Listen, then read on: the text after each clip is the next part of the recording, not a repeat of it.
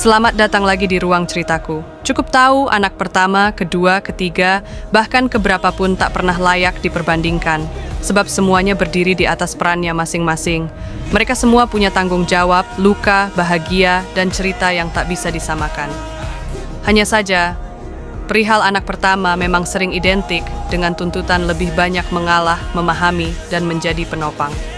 Namun sejatinya, tidak ada yang lebih tinggi ataupun lebih rendah. Karena setiap anak sama-sama berjuang dengan cara mereka sendiri untuk keluarga.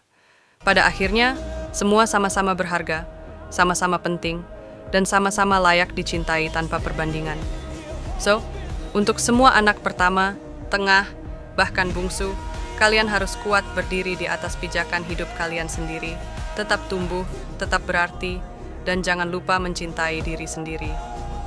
Laki-laki walaupun terlihat tenang dan tak banyak bicara, di balik diamnya tersimpan beban yang jarang terlihat.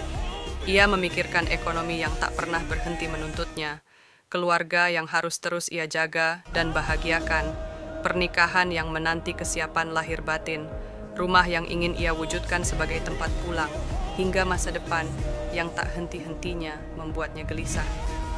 Semua itu ia simpan rapat, seakan-akan tidak ada apa-apa, padahal setiap langkahnya selalu ditemani rasa cemas, lelah, dan harapan yang bercampur jadi satu. Pikirannya terlalu berat hingga kata-kata tidak mampu lagi menjelaskan.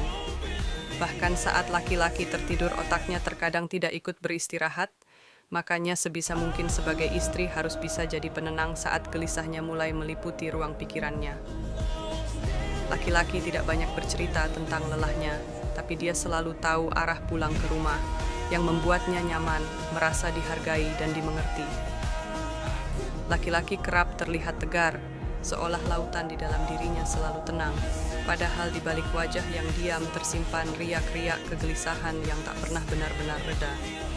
Ia menampakkan keteduhan, namun di dadanya ada badai yang sulit diceritakan. Pikiran tentang ekonomi yang tak henti menuntut, tentang keluarga yang harus dijaga dan dibahagiakan, tentang pernikahan yang menunggu kesiapan lahir dan batin, semuanya datang bergantian, silih berganti, tanpa memberi jeda. Ada kerinduan pada sebuah rumah yang ingin diwujudkan sebagai tempat pulang, ada bayangan masa depan yang terus menghantui, dan ada rasa takut tak mampu menggapainya. Maka langkahnya sering ditemani cemas, lelah, dan harapan yang bercampur menjadi satu. Ia menahan semuanya rapat-rapat, karena bagi dunia, ia ingin tetap terlihat baik-baik saja. Namun di balik itu, ia hanyalah manusia yang sama-sama berjuang. Ia menyimpan beban yang tak selalu bisa ia ucapkan, karena terlalu berat untuk dijelaskan dengan kata. Yang tersisa hanyalah diam-diam yang sebenarnya penuh cerita. Diam yang membawa doa-doa sunyi, harapan-harapan sederhana, dan kerinduan akan ketenangan sejati. Dan barangkali, dalam diamnya itulah ia sedang belajar bahwa meski hidup sering terasa menyesakkan, tetap ada cahaya yang bisa ia peluk, agar ia terus melangkah tanpa kehilangan arah.